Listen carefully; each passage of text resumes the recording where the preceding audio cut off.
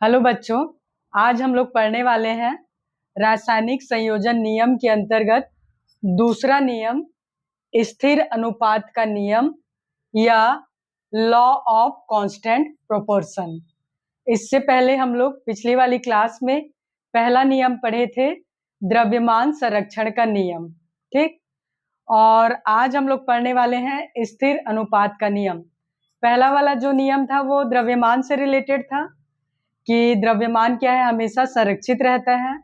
जो मास है वो हमेशा क्या है, उतना ही रहता है जितना रिएक्शन से पहले था। मतलब टोटल मास ऑफ जो रिएक्टेंट है equal to total mass of product. हम लोग पहले नियम में ये वाला कॉन्सेप्ट पढ़ चुके हैं। आज का जो नियम है वो है स्थिर अनुपात का नियम या लॉ ऑफ कांस्टेंट प्रोपोर्शन। तो इसमें क्या है, किसका अनुपात स्थिर रहेगा, वो है द्रव्यमान का। ये नियम भी क्या है, तत्वों के द्रव्यमान से ही संबंधित है, यानी मास से। पहला वाला जो नियम था वो भी क्या था, द्रव्यमान से संबंधित था, द्रव्यमान संरक्षण का नियम था।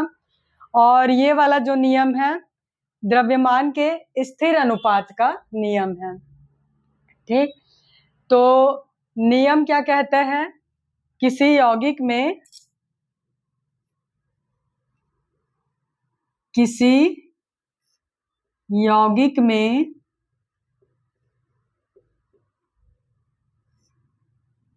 अवयवी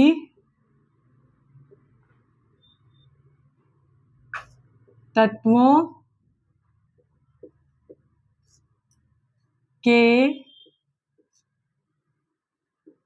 द्रव्यमान का अनुपात हमेशा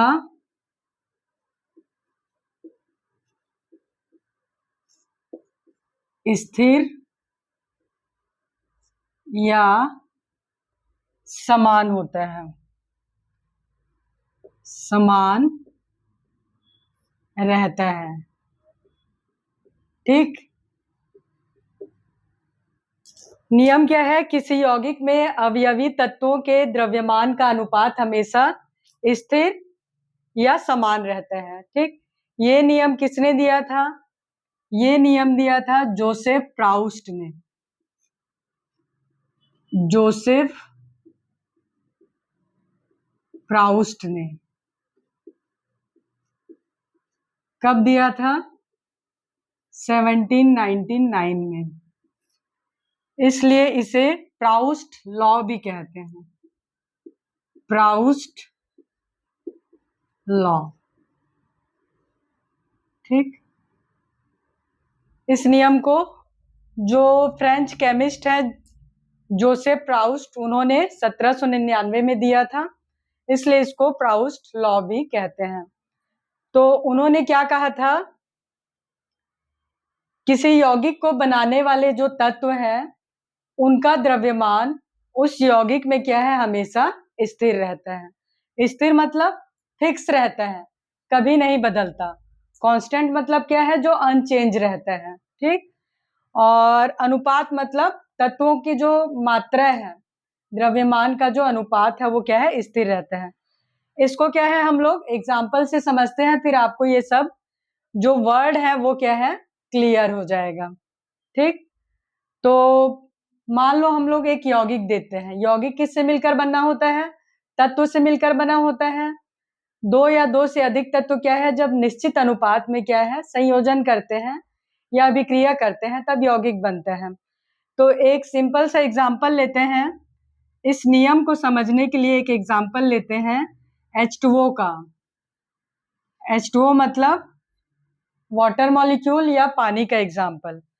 तो इसमें क्या है, इस यौगिक में दो तत्व हैं, दिख रहे हैं, एक हाइड्रोजन है और एक ऑक्सीजन। ठीक, नियम को समझने के लिए हम एक सिंपल सा एग्जांपल क्या ले रहे हैं, H2O या पानी।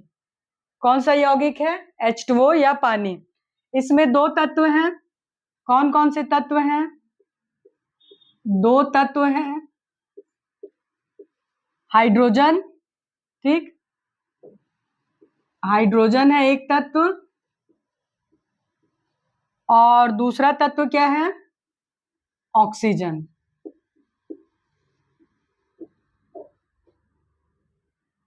क्या क्या तत्व हैं या एलिमेंट क्या क्या है, हाइड्रोजन है और ऑक्सीजन है, दिख रहा है, दो ही तत्व हैं। अब इसमें देखो, परमाणु के रूप में देखेंगे तो इसमें हाइड्रोजन का दो परमाणु है, ठीक। परमाणु क्या होता है, किसी तत्व को जो सूक्ष्मतम कण मिलकर बनाते हैं वो क्या है, परमाणु है। परमाणुओं से मिलकर ही तत्व बना होता है। तो यहाँ पे दिख रहा है H2, मतलब हाइड्रोजन के दो परमाणु हैं और ऑक्सीजन का कितना परमाणु है, एक। तो यहाँ पे परमाणु अनुपात कितना है, यहाँ पे परमाणु अनुपात, जो H2O यौगिक है उसमें परमाणुओं का अनुपात क्या है, हाइड्रोजन और ऑक्सीजन परमाणु का अनुपात क्या है, 2:1, 2:1। यौगिक दिख रहा है H2O, उसमें एक हाइड्रोजन परमाणु, मतलब यहाँ पे दो हाइड्रोजन परमाणु हैं और एक ऑक्सीजन परमाणु है। तो परमाणु अनुपात क्या है, यहाँ पे जो एटम रेशियो है, ठीक, इसको क्या बोलते हैं, एटम रेशियो। एटम रेशियो कितना है, 2:1 या 2:1 है। ऊपर वाला क्या है, एलिमेंट है, दो एलिमेंट है, हाइड्रोजन और ऑक्सीजन। और यहाँ पे जो परमाणु अनुपात है, हाइड्रोजन के दो परमाणु हैं और ऑक्सीजन का एक परमाणु है, ठीक। परमाणु अनुपात ये है। अब देखते हैं जो हमारे काम का चीज है, हमको देखना है द्रव्यमान स्थिर रहता है। तो यहाँ पे देखो, द्रव्यमान अनुपात या मास रेशियो, परमाणु द्रव्यमान अनुपात है ना। तो द्रव्यमान अनुपात कितना है यहाँ पे, या इसको बोलेंगे mass ratio. Mass ratio, mass ratio, ठीक। तो हम जानते हैं हाइड्रोजन के एक परमाणु का जो द्रव्यमान होता है कितना होता है, 1 AMU या 1 यूनिट, ठीक। यहाँ पे आप लोग निकाल लो, H2O में हाइड्रोजन का कितना होता है, जो हाइड्रोजन का जो एटॉमिक मास है कितना होता है, 1 होता है। तो H2O में हाइड्रोजन के कितने परमाणु हैं, दो परमाणु हैं, हाइड्रोजन के दो परमाणु हैं, दो परमाणु हो गया हाइड्रोजन के। और जो हाइड्रोजन का परमाणु द्रव्यमान है कितना होता है, 1 AMU होता है या 1 यूनिट होता है। यहाँ पे लिख लो, हाइड्रोजन का परमाणु द्रव्यमान, जो एटॉमिक मास है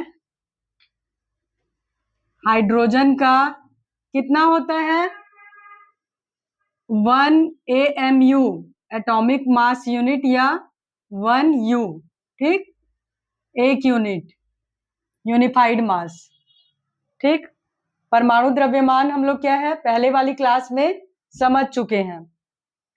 क्या होता है भाई, किसी परमाणु का परमाणु द्रव्यमान क्या होता है, जो आइसोटोप कार्बन होता है, कार्बन 12, उसके एक परमाणु के मास का जो 12वां हिस्सा है, 1/12, ठीक, उसका जो द्रव्यमान है उसको हम लोग स्टैंडर्ड मान लिए थे, 1 यूनिट मान लेते हैं।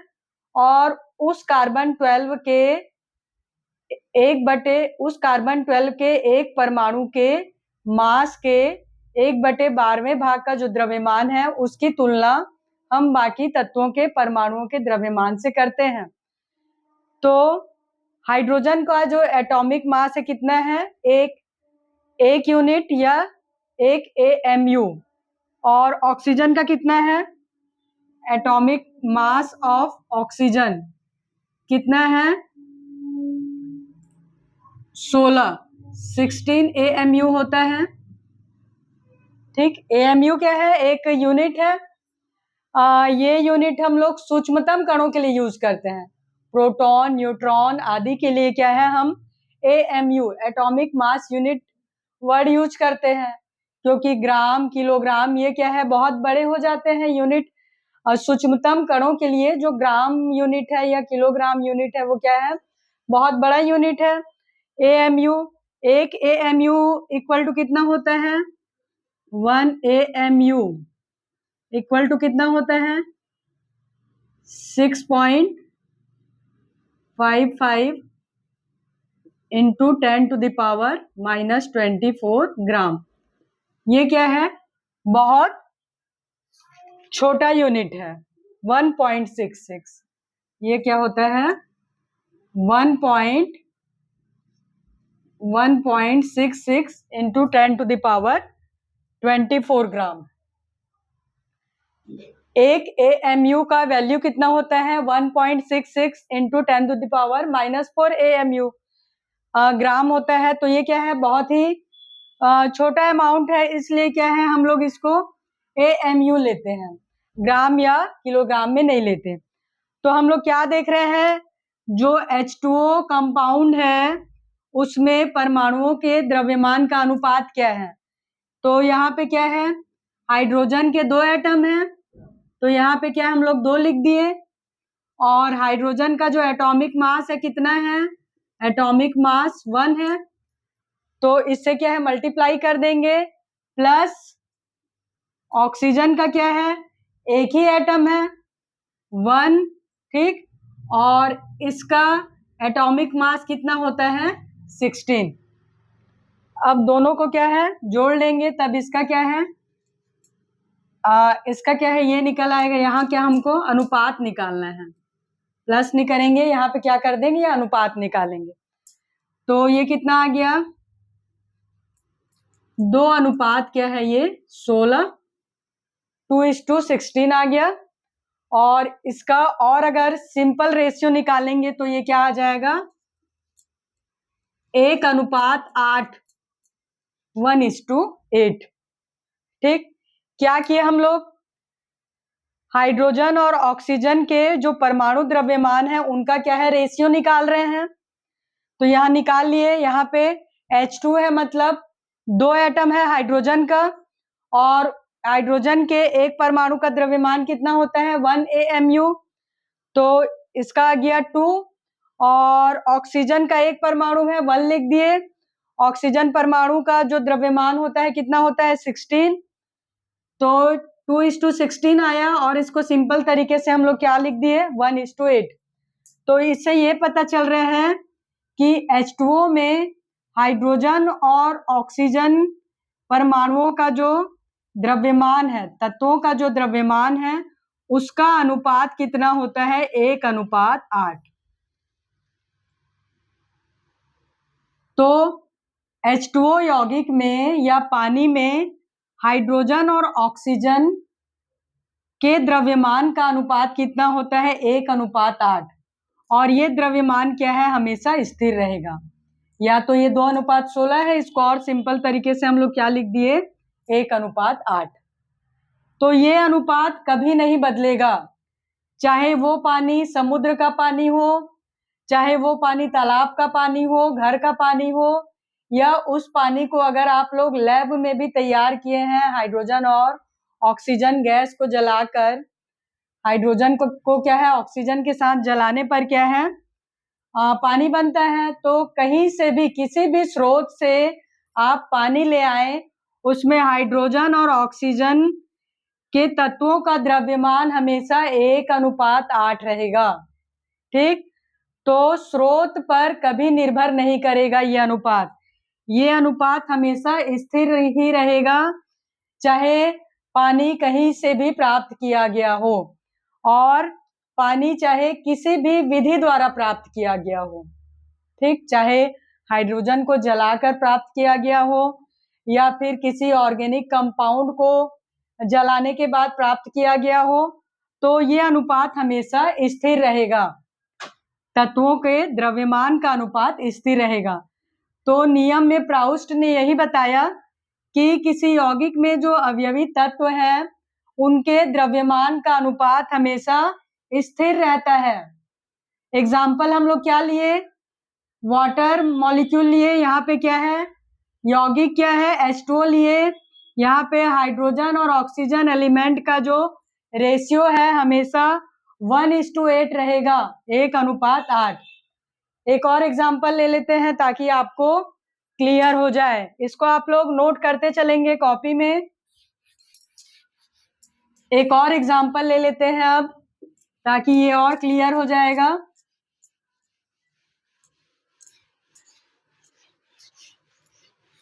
अब एक और सिंपल एग्जाम्पल ले लेते हैं। यहाँ पे जो दूसरा कंपाउंड लेंगे इजी वाला वो लेंगे CO2,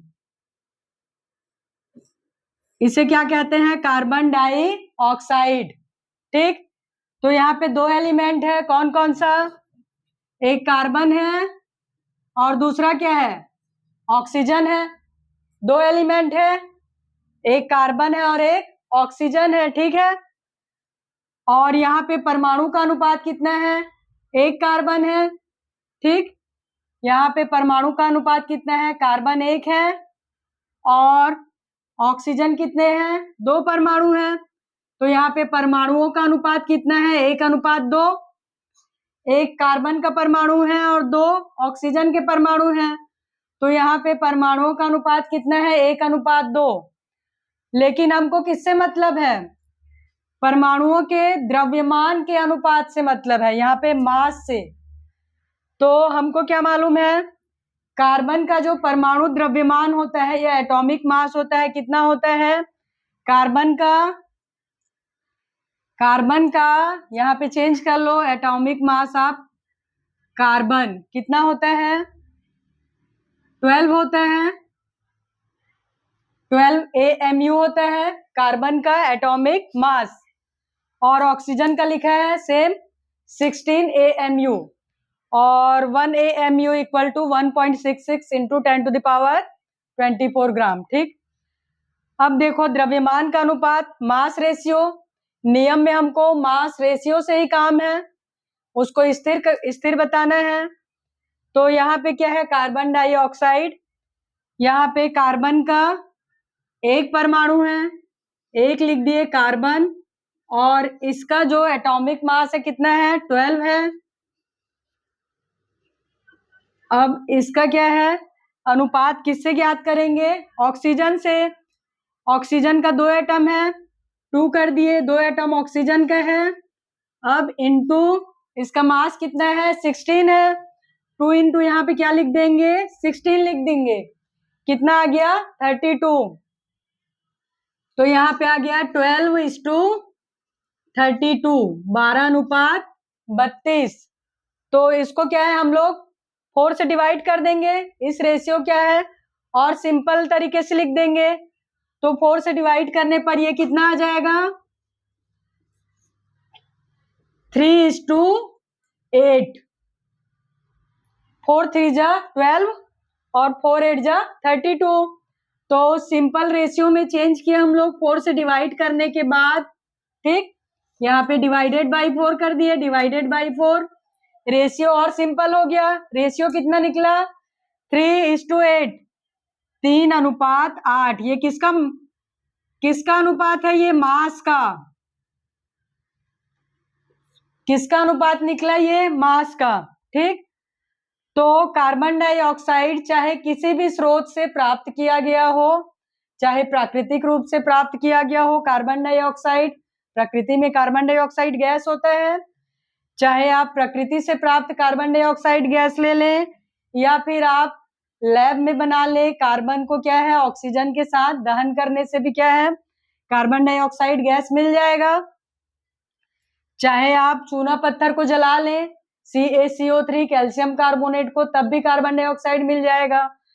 तो हमेशा कार्बन और ऑक्सीजन के द्रव्यमान का अनुपात हमेशा कितना रहेगा, 3:8, 3:8। ये अनुपात कभी नहीं बदलेगा। ठीक, अगर ये अनुपात मान लो ये इसकी मात्रा बदलते जाएगी, मान लो ये क्या है इतना था। तो क्या है, इसी समान अनुपात में ये बदलते जाएगा। ये रेशियो जैसे बढ़ेगा उसी हिसाब में ये भी रेशियो बढ़ेगा। ठीक, तो ये एक एग्जाम्पल हो गया। और कोई एग्जाम्पल अगर हम लेंगे, मान लो हम और एक सिंपल एग्जाम्पल ले लेते हैं, NaCl या नमक। एक और एग्जाम्पल है NaCl, सिंपल से एग्जाम्पल है कॉमन सॉल्ट का, NaCl सोडियम क्लोराइड। इसमें दो एलिमेंट है, कौन कौन सा, सोडियम और क्लोरीन। कौन कौन से दो एलिमेंट है, सोडियम और क्लोरीन। तो यहाँ तत्व में हम लोग क्या क्या लिख देंगे, यहाँ लिख देंगे हम सोडियम, और दूसरा तत्व क्या है, क्लोरीन, यहाँ लिख देंगे क्लोरीन। परमाणु अनुपात क्या आ जाएगा, एक परमाणु सोडियम का है और दूसरा परमाणु किसका है, क्लोरीन का। तो यहाँ पे कितना आ जाएगा, परमाणु का अनुपात 1:1। ठीक, एक परमाणु सोडियम का है, एक परमाणु क्लोरीन का है, तो परमाणु का अनुपात कितना आ गया, 1:1। लेकिन हमको किसके अनुपात से मतलब है, मास, क्योंकि द्रव्यमान का अनुपात स्थिर रहता है। तो देखो एटॉमिक मास सोडियम का कितना होता है, एटॉमिक मास 23।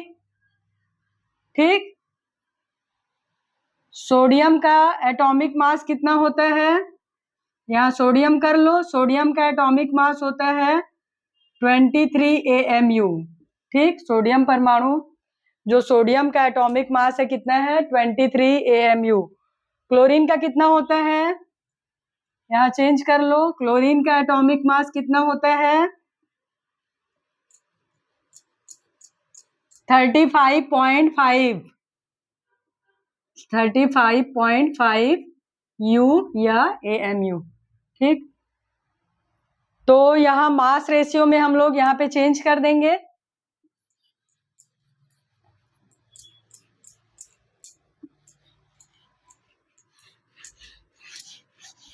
मास रेशियो में क्या लिखेंगे, एक एटम किसका है, सोडियम का, 1:23 हो जाएगा।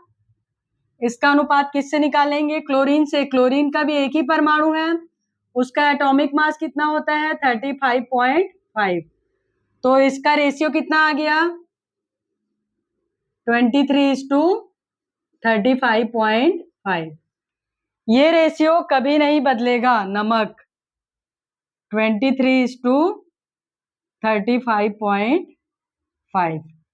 ठीक, ये मास का अनुपात है, तो ये रेशियो कभी नहीं बदलेगा, चाहे वो नमक क्या है, घर का नमक हो या लैब में तैयार किया गया हो, चाहे इंडिया का हो चाहे अमेरिका का हो। ठीक, तो नमक में जो सोडियम और क्लोरीन का रेशियो रहता है हमेशा कितना रहेगा, 23:35.5। तो इतना ही है, ये क्या है, स्थिर अनुपात का नियम। ठीक, तो हम लोगों ने क्या है, सिंपल सिंपल एग्जाम्पल से समझा कि किसी यौगिक में जो तत्व पाए जाते हैं, है ना, जिन तत्वों ने मिलकर किसको बनाया है, यौगिक को बनाया है। तो यौगिक के जो अवयवी तत्व हैं, यौगिक को बनाने वाले जो तत्व हैं, उनके द्रव्यमान का जो अनुपात है हमेशा क्या है, फिक्स रहेगा, कभी चेंज नहीं होगा। जैसे हम लोग NaCl में देखे, H2O में देखे, CO2 में देखे। ठीक, आप लोग को क्या है, सिंपल सिंपल एग्जाम्पल को क्या है, कॉपी में नोट कर लेना है।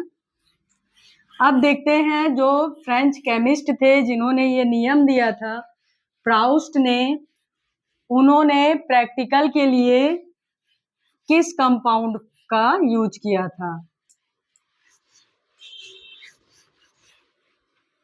हमने क्या है, सिंपल एग्जाम्पल से समझ लिया है ताकि हमारा कॉन्सेप्ट क्लियर रहे। जो प्राउस्ट हैं उन्होंने क्या है 4-5 साल 1794 से लेकर 99 तक क्या है प्रैक्टिकल किया, और कंपाउंड क्या लिया उन्होंने, क्यूप्रिक कार्बोनेट।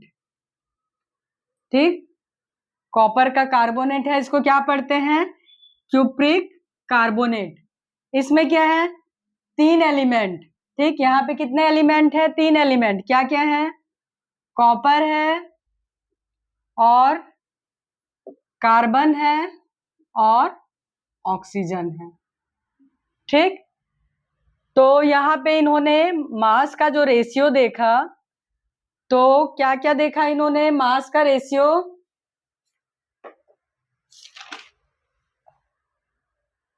जो परसेंटेज है कॉपर का परसेंट कितना देखा उन्होंने 51.35, ठीक। कॉपर क्या है क्यूप्रिक कार्बोनेट में क्या है कॉपर इतने परसेंट में रहता है और कार्बन कितना रहता है 9.74% और ऑक्सीजन का जो परसेंट है वो रहता है 38.91%, ठीक। तो प्राउस्ट ने क्या है क्यूप्रिक कार्बोनेट का एग्जाम्पल लिया था, उन्होंने देखा कि चाहे वो क्यूप्रिक कार्बोनेट क्या है नेचुरल रूप से जो क्यूप्रिक कार्बोनेट रहता है उसमें कार्बन का परसेंटेज कॉपर का कितना है 51.35%, कार्बन का कितना है 9.74% और ऑक्सीजन का कितना है 38.91। यहाँ पे उन्होंने क्या है परसेंट के रूप में निकाला था, ठीक। वहां पे क्या है हम लोग द्रव्यमान को क्या है AMU के रूप में लिख रहे थे और ये क्या है परसेंट के रूप में है। और अगर इसको उन्होंने क्या है अगर लैब में भी बनाया मतलब आर्टिफिशियल तरीके से, अगर क्या है लैब में भी इसे हम बनाते हैं क्यूप्रिक कार्बोनेट को, तब भी ये जो रेशियो है ये क्या है हमेशा सेम ही रहेगा,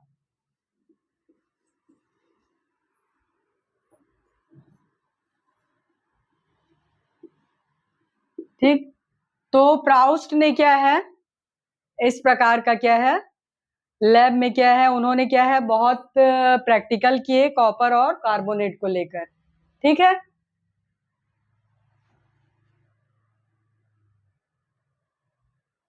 प्राउस्ट ने क्या है मरकरी के ऑक्साइड और भी मेटल ऑक्साइड है, सल्फाइड है, ऑक्साइड है, आयरन के ऑक्साइड है आदि जितने बाइनरी कंपाउंड है उनके भी एग्जाम्पल के क्या है लैब में प्रैक्टिकल किए और उन्होंने क्या देखा कि तत्वों के जो द्रव्यमान है यौगिकों में द्रव्यमान का जो अनुपात है क्या है हमेशा स्थिर रहता है, ठीक।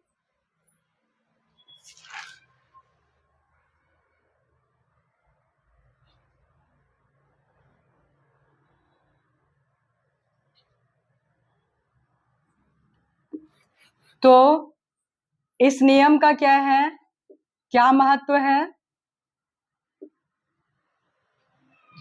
इससे पहले जो वैज्ञानिक थे या इससे पहले ये कॉन्सेप्ट था कि यौगिकों में जो तत्वों का अनुपात है वो उनकी मात्रा पर निर्भर करता है और जिस स्रोत से वो मिला है उस पर निर्भर करता है, ऐसा पहले क्या है ऐसा कॉन्सेप्ट था।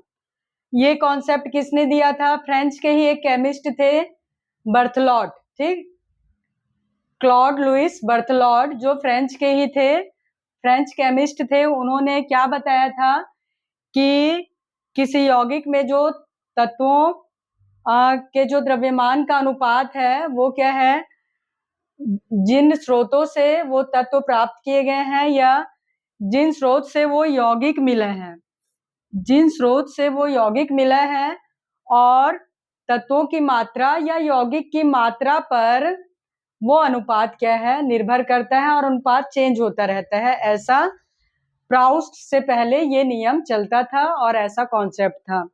लेकिन प्राउस्ट ने क्या है अपने सटीक प्रयोग के द्वारा क्या है ये नया नियम दिया और बर्थलॉट के जो नियम को उन्होंने क्या है गलत सिद्ध कर दिया। इस नियम को और ज्यादा जो पॉपुलैरिटी है किसके बाद मिली, जब जॉन डाल्टन ने क्या है एटॉमिक थ्योरी दिया। ठीक, जॉन डाल्टन का एटॉमिक थ्योरी क्या है, फेमस है। उन्होंने क्या है द्रव्यमान संरक्षण का नियम जो है उसको, और स्थिर अनुपात का नियम, लॉ ऑफ कांस्टेंट प्रोपोर्शन है, इन सभी नियमों को समझाने के लिए उन्होंने क्या है एटॉमिक थ्योरी दिया था। तो इन नियमों का इम्पोर्टेंस इसलिए सबसे ज़्यादा है कि ये जो रासायनिक संयोजन के नियम है या केमिकल कॉम्बिनेशन का जो नियम है, इन नियमों को समझाने के लिए ही जॉन डाल्टन ने अपना फेमस एटॉमिक थ्योरी दिया था। अगर जॉन डाल्टन का थ्योरी नहीं आता तो हमको कभी समझ में ही नहीं आता कि जो पदार्थ है वो एटम से बने हैं, जो एटम है वो क्या है अविनाशी होता है, इस प्रकार के नियम क्या है। तो इसका एक इम्पोर्टेंस सबसे ज़्यादा यही है कि इन नियमों को समझाने के लिए जॉन डाल्टन ने अपना क्या है एटॉमिक थ्योरी दिया था। और भी क्या है, यौगिकों की पहचान करने में भी क्या है, और यौगिकों की पहचान करने में इस नियम का यूज होता है। यौगिक के अंदर जो तत्वों का निर्धारण करने में भी इसका यूज होता है। रासायनिक समीकरणों में जो गणना करने में या कैलकुलेशन करने में भी क्या है इस नियम का यूज होता है। आगे की क्लासेस में क्या है इन नियमों से रिलेटेड हम लोग क्या है जब न्यूमेरिकल समझेंगे तब आप लोग को क्या है इन नियमों के कॉन्सेप्ट क्या है और भी क्लियर हो जाएंगे, और न्यूमेरिकल्स भी आपको अच्छे से समझ में आ जाएगा। तो आज के क्लास में बस इतना ही। इस क्लास से संबंधित जो नोट्स है आप क्या है कॉपी में तैयार कर लेंगे और बार बार रिवाइज करेंगे, जिससे ये नियम आपको समझ में आ जाएगा। अब तक देखने के लिए धन्यवाद।